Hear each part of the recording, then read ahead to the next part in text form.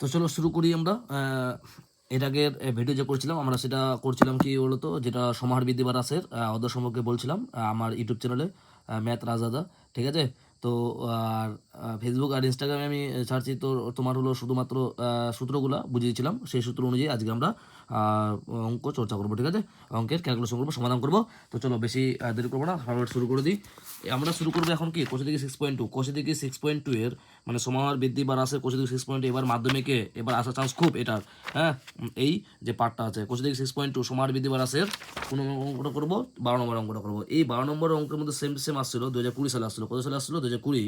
আমি আগেই প্রথমে বলে দিই, যদি আমি 12 নম্বরটা করি তাহলে তোমাদের SW থাকবে এই 3 নম্বরটা, কোষে দিকে 6.2 এর 3 নম্বরটা, এই যে 3 নম্বরটা, আর হলো প্রয়োগ 26টা, এই যে প্রয়োগ 26, এই 2020-তে আসছিল এটা। হ্যাঁ, এই প্রয়োগ 26টা দুইটা SW থাকলো। এই দুইটা SW করে আমার নিচে কমেন্টে তোমরা জানিয়ে দেবে। ঠিক আছে, তো চলো শুরু করি।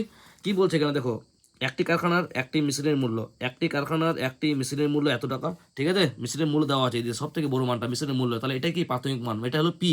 এটাই কি পি। যখনই দেখবা যে বড় মান আছে সেটা কার মান? পি এর মান হয়ে যায়।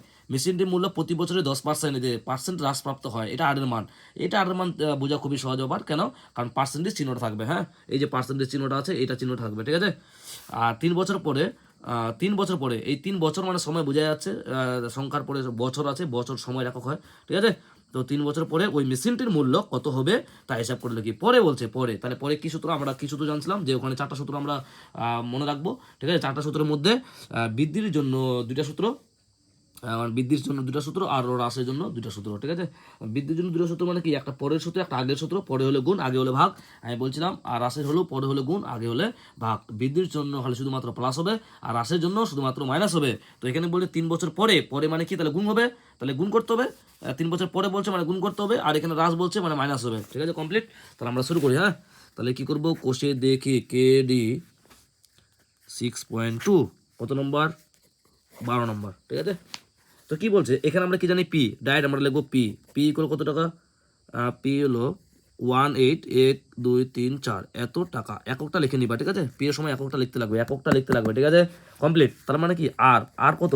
আর আমরা জানি 10%, তাহলে 10% দিয়ে ব্রেকেট করে পাশে লিখে দেবা হ্রাস। ঠিক আছে, বৃদ্ধি হলে বৃদ্ধি, হ্রাস হলে হ্রাস লিখে দেবা। ঠিক আছে, তাহলে এনটা কত?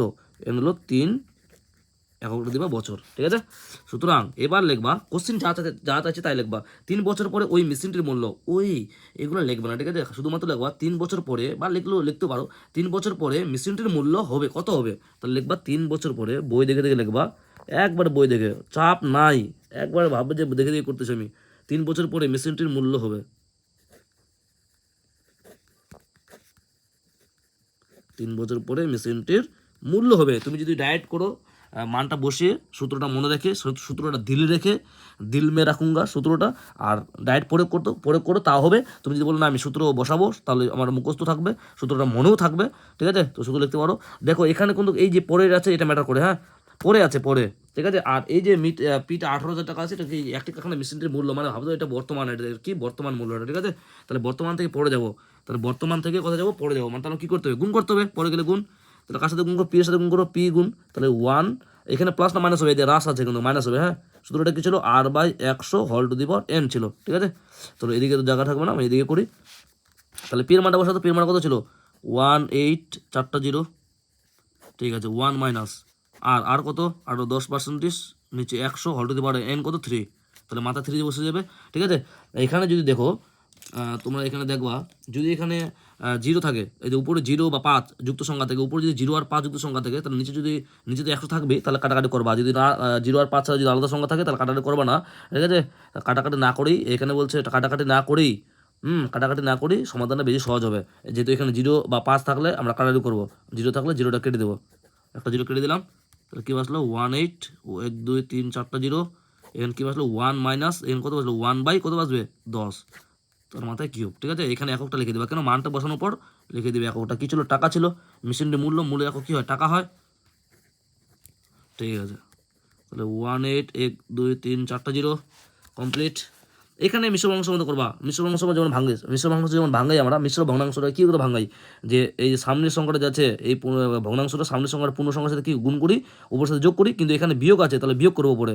কোনাকোনি কী করবো, এই যে কোনাকোনি আছে এখানে কী করবো, কোনাকুনি কী করবো, এই কোনাকুনি মানে বর্গমূলটা কী করবো, কোনাকুনি গুণ করবো, আর উপরের সাথে কী করবো, বিয়োগ করবো। বিয়োগ যদি করতে বলছে বিয়োগ করবো, আর যোগ করতে বলে যোগ করবো। তাহলে গুণ এখানে, আর নিচে কত 10 হবে, 10 একে 10, 10 একে 10, উপরে 1, 10 একে 10, আর 1 বাদ দাও, তাহলে কত হবে, 9 হবে। তাহলে মাথায় কিউব টাকা, 4টা জিরো। 10-এর কিউব মানে কি, নিচে দেখ, দেখো 10 আছে, উপরে কিউব আছে, তাহলে এই যে কিউবটা এটা হল কিউব বলা হয়, এটা 9-এর কিউব, 10-এর কিউব। তাহলে 3 বার 10 গুণ হবে, আর উপরে 9 3 বার গুণ হবে, বা 9-এর কিউব একবার ডাইরেক্ট বসে দিলেও হবে, 9-এর কিউব 729। এবার দেখো এখানে 3টা জিরো কাটা যাবে, নিচে করে দেওয়া আছে 1টা জিরো, 2টা জিরো, 3টা জিরো, আর এদিকে উপরে দেখো কত 4টা জিরো আছে, তাহলে 3টা জিরো কেটে দাও। ঠিক আছে, কত বাঁচলো, 9-এর কিউব 729। তোমাকে মুখস্থ করতে হবে 9-এর কিউব, হ্যাঁ। 1 থেকে 11 কিউব পর্যন্ত মুখস্থ করে নিবা, সব থেকে সহজ হবে। আর যদি না করো তা হবে, কারণ 9 9 81 করবো, 9 9 81, 81 আমরা গুণ করলে কত হবে, 9 কে 9, 9 8 72, 729 করা যাবে। তবে 18 আছে, এখানে 180 আছে, শুধুমাত্র 18 দিয়ে গুণ করবো। তোমরা তো জানোই যে যদি জিরো থাকে তাহলে সব থেকে সহজ লাভ, জিরো থাকলে জিরোটা বাদ দিয়ে গুণ করতে হয়, জিরো বাদ দিয়ে যে সংখ্যা থাকে পরে দেখবে সেটা দিয়ে গুণ করতে হয়, হ্যাঁ। পরে জিরোটা বসিয়ে দিতে হয় যে মোট কতগুলো জিরো ছিল, তাহলে 18 গুণ করতে হবে। তোমরা গুণ করবা যেভাবে, এটা 3 অঙ্কের সংখ্যাকে 2 অঙ্কের সংখ্যা দিয়ে গুণ করবা, আমি ডাইরেক্ট করতেছি। 8 নং 72, 2 হাজার 7, 8 দুগুণে 16, 9 কে 9, 16 4 20, আর 16 25, 25 আর 5 30, 30 আর 2 32, 2 হাজার 3, 8 17 56, 2 56, 2 58, 19 61, 1 হাজার 6, আর 7 7, আর 6 3, তাহলে 1 3 1 2 2। এখানে কটা জিরো ছিল, এখানে ছিল একটা জিরো, ঠিক আছে, এখানে জিরো বসাই দিলাম। তাহলে এককটা লিখে দিবে টাকা, এটা হয়ে গেলো আমাদের অ্যান্সার কমপ্লিট। তাহলে এখন বুঝতে পারলা, তাহলে পি যেটা বড় মানটা থাকবে সেটা পির মান, আর যেটা পার্সেন্টেজ থাকবে তোমরা তো জানোই যে পার্সেন্টেজ থাকবে ওটা কারের মান হয়ে যায়, ওটা রাসের হার বলা হয়, ঠিক আছে। তা রাস হলো ব্রেকেট করে দেবো, আর এনটা হলো 3 বছর, তারপর লিখবো 3 বছর পরে যেটা অ্যান্সার চাইবে সেটা লিখে দেবো, কতটা সূত্রটা বসাই দিলাম, মানটা করলাম। আর এটা হলো সহজ টেকনিক্স, ঠিক আছে, সব থেকে, ঠিক আছে, গুণ করার। এখানে কাটাকাটি করার পর যদি এই লাইনটা এই লাইন থেকে এই লাইন না লেখো, বা এই লাইন থেকে এই লাইন লেখো, তাও হবে কিন্তু, হ্যাঁ। কেন, কারণ এখানে কাটাকাটি করে আমি ফ্রেশ করে লিখছি, কাটাকাটি করার পর ডাইরেক্ট করতে পারো, 10 একে 10 বিয়োগ 1, তাহলে কত হবে, 9/10, 9/10 তার কিউব, ঠিক আছে। আর আমি ফ্রেশ করে লিখছি, তা হবে, দেখে নাও, কাটাকাটি 3টা যে নিচে করা জিরো ছিল, 1টা 2টা 3টা জিরো ছিল, আর এখানে 3টা জিরো কাটা যাবে, তাহলে নিচে কিন্তু 1 আছে, 1 1 1, 1 এ গুণ করে তো 1 হয়, নিচে কোনো 1-এর ভ্যালু নেই, ঠিক আছে। তাহলে 9-এর কিউব কত হবে, 9-এর কিউব 729, আর এখানে 18 গুণ করলাম, তাহলে এটা হলো 1 3 1 2 2 0 হলো, আর এখানে একটা জিরো ছিল, তাহলে এখানে একটা জিরো, তাহলে টাকা হয়ে গেল অ্যান্সার, এটা আমাদের অ্যান্সার। তো এরকম করে তোমরা কি করবা, বাকি যে 2টা অঙ্ক আছে, 3 নম্বর অঙ্কটা আর পরের 26 অঙ্কটা, সেটা করে আমাকে কমেন্ট বক্সে জানিয়ে দেবা, ঠিক আছে। আজকের মতো এটুকুই।